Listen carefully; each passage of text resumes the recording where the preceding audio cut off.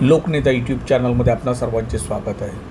अनुसूचित जातीच्या आरक्षणात उपवर्गीकरण करून जातीत फूट पाडण्याचा सत्ताधारी भाजप आणि राष्ट्रीय स्वयंसेवक संघाचा डाव आहे। मातक समाजातील काही आमदार या षडयंत्राला बळी पडत आहेत। उपवर्गीकरणामुळे सर्व अनुसूचित जातीचे नुकसान होणार आहे। माजी न्यायमूर्ती अनंत मनोहर बदर यांची समिती असंविधानिक आहे। शिवाय या समितीने अनुसूचित जातीतील सर्व घटकांना विश्वासात घेतले नाही, त्यांचे मत नोंदविले नाही। त्यामुळे ही समिती रद्द करावी व त्यांनी सादर केलेला अहवालसुद्धा रद्द करावा। तसेच नुकत्याच झालेल्या कॅबिनेट बैठकीत राखीव प्रवर्गातील उमेदवारांना खुल्या प्रवर्गातील जागा देता येणार नाही असा निर्णय घेण्यात आला आहे। हा निर्णय माननीय सर्वोच्च न्यायालयाचा अवमान आहे, त्यामुळे हा निर्णयसुद्धा रद्द करावा। अशा परिस्थितीत विविध मागण्यांचे निवेदन उपवर्गीकरण विरोधी संघर्ष समितीच्या वतीने लवकरच मुख्यमंत्री यांना भेटून देण्यात येणार आहे, अशी माहिती रिपब्लिकन पक्ष खोरीपाचे महाराष्ट्र प्रदेश अध्यक्ष भाऊ निर्भवने यांनी दिली आहे। शनिवारी दिनांक 16 मे 2026 रोजी सायंकाळी 4 वाजता रिपब्लिकन पक्ष खोरीपाचे मुंबईतील केंद्रीय कार्यालयात उपवर्गीकरण विरोधी संघर्ष समितीची बैठक ऐक्यवादी रिपब्लिकन पक्षाचे अध्यक्ष दिलीपदादा जगताप यांच्या अध्यक्षतेखाली संपन्न झाली। या बैठकीत माजी राज्यमंत्री माननीय अविनाश महातेकर, डॉक्टर संदेश वाघ, डॉक्टर सुनील कदम, प्राध्यापक सतीश वाघमारे यांनी विस्तृतपणे उपवर्गीकरणामुळे अनुसूचित जातींच्या होणाऱ्या नुकसानीबाबत माहिती दिली व मार्गदर्शन केले। या बैठकीला दलित पॅंथरचे अध्यक्ष बाळासाहेब पडवळ, रवी गरुड, युथ रिपब्लिकन पक्षाचे सागर संसारे, रिपब्लिकन पक्ष खोरीपा मुंबई प्रदेश अध्यक्ष भागवत कांबळे, रिपब्लिकन पक्षाचे बाबा काळे, सुनील मोरे, सचिन गायकवाड, ऐक्यवादी रिपब्लिकन पक्षाचे मनोहर कटके, सूर्यकांत जगताप, एड सागर, लोखंडे, शिवम गाडे, रिपब्लिकन पक्ष खोरीपा दक्षिण मुंबई अध्यक्ष विक्रम कांबळे आदी विविध आंबेडकरी पक्ष संघटनांचे प्रमुख पदाधिकारी कार्यकर्ते यावेळी या बैठकीला मोठ्या संख्येने उपस्थित होते। उपवर्गीकरण नेमकं काय आहे आणि त्यामुळं अनुसूचित जातींवर काय त्याचा परिणाम होणार आहे, आरक्षण कसं हटवलं जाणार आहे, यासाठी हा महत्त्वपूर्ण व्हिडिओ आपण शेवटपर्यंत पहा व जास्तीत जास्त लोकांना फॉरवर्ड करा। लोकनेता यूट्यूब चॅनलला लाईक करा, शेअर करा, सबस्क्राईब करा। नमो बुद्धाय, जय भीम, जय संविधान। जगताप साहेब, लोकनेता यूट्यूब चॅनलमध्ये आपलं स्वागत आहे। आज महाराष्ट्रामध्ये उपवर्गीकरणाच्या माध्यमातून फार मोठा गोंधळ घातला जात आहे, त्यानंतर जातीमध्ये लढवलं जात आहे। उपवर्गीकरण नेमकं काय आहे ते आपण जनतेला पण कळालं पाहिजे, त्याविषयी तुम्ही काय सांगाल?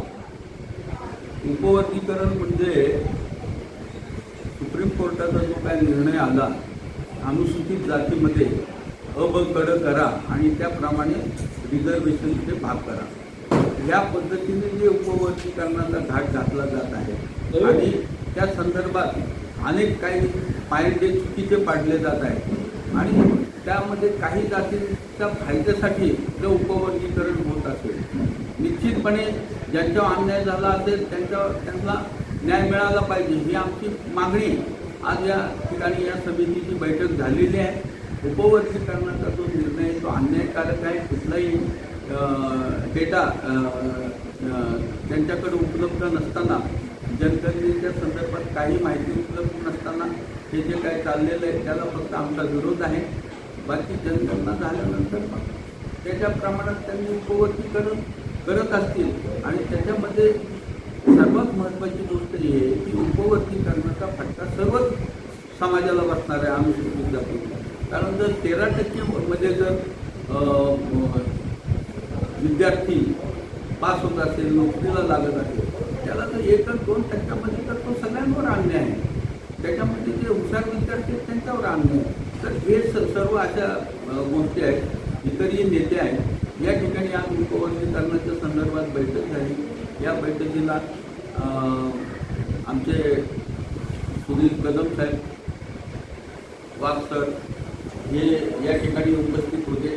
त्याचप्रमाणे या ठिकाणी दलित पॅंथरचे रिपब्लिकन पक्षाचे महाराष्ट्राचे अध्यक्ष माननीय भाऊ निर्भवने साहेब, दलितांतर्फे महाराष्ट्राचे अध्यक्ष बाळासाहेब पडवळ, त्याचप्रमाणे सागरभाऊ संसारे हे रिपब्लिकन पक्षाचे अध्यक्ष आहेत, त्याचप्रमाणे रविभाऊ गरुड, त्याचप्रमाणे वाघमारे साहेब, आमच्या कुकड्या समाजाचे नेते मनोहर कटकेजी, या ठिकाणी सुनील मोरे उपस्थित होते, बाबा काळे उपस्थित होते, या ठिकाणी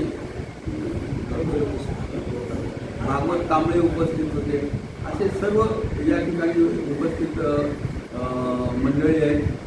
वेगवेगळ्या सामाजिक क्षेत्रातील, राजकीय क्षेत्रातील मंडळी या ठिकाणी उपस्थित होती आणि आज या संदर्भामध्ये काही ठराव या ठिकाणी पास आम्ही केलेले आहेत. या बैठकीमध्ये ते ठराव या उपवर्गीकरण समितीचे एक नेते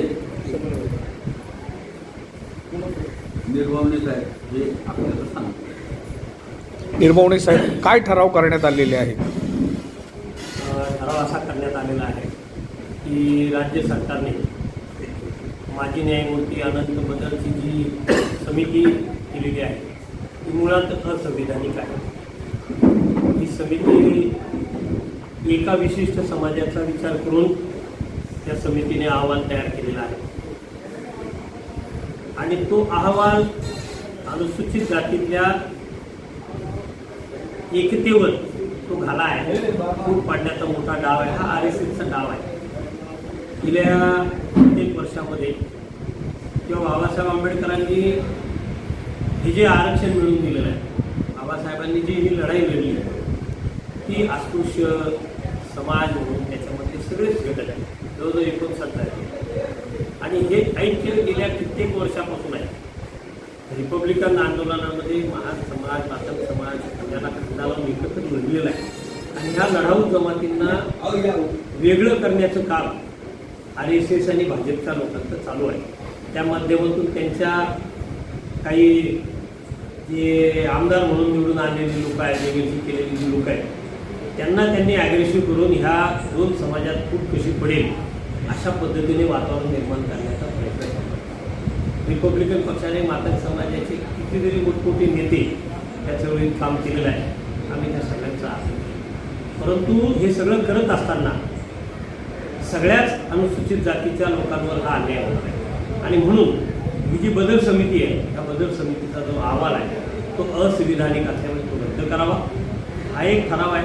दुसरा ठराव असा आहे की काल परवा कॅबिनेटमध्ये राज्य सरकारने एक भूमिका घेतली. सर्वोच्च न्यायालयाच्या निर्णयाचा तो अवमान आहे. खरं तर सर्वोच्च न्यायालयाने असं म्हटलेलं आहे की अनुसूचित जातीतला उमेदवार जर गुणवत्तेच्या यादीत असेल तर त्याला खुल्या प्रवर्गात तुम्हाला संधी नाकारता येणार नाही. परंतु राज्य सरकारने काल असा निर्णय घेतला की खुल्या प्रवर्गात अनुसूचित जातीच्या प्रवर्गातल्या उमेदवाराला संधी देता येणार नाही. ते चारही बाजूने अनुसूचित जातीच्या लोकांचं कसं खच्चीकरण करता येईल, यांची प्रगती कशी रोखता येईल, यांना कसं मारता येईल, हा RSS आणि भाजपचा डाव. हा डाव जर आपल्याला ओळखायचा असेल तर आपल्या सगळ्यांनी विचारपूर्वक याला तोंड देणं गरजेचं आहे. आणि म्हणून आजच्या समितीच्या ज्या बैठकी, आज जी आमची उपवर्गीकरण विरोधी संघर्ष समिती जी आहे त्या संघर्ष समितीच्या माध्यमातून आजची जी बैठक झाली, या बैठकीमध्ये डॉक्टर संदेश वाघ जे आहे यांनी अतिशय विस्तृतपणे माहिती दिलेली आहे. त्याचबरोबर डॉक्टर सुनील कदम त्यांनी माहिती दिली आहे. ही जी एकता आहे ही एकता कुठल्या कामा नाही, परंतु चुकीच्या गोष्टी जर राज्य सरकार आमच्यावर लादण्याचा प्रयत्न करणार असेल तो आम्ही खपवून घेतला जाणार नाही.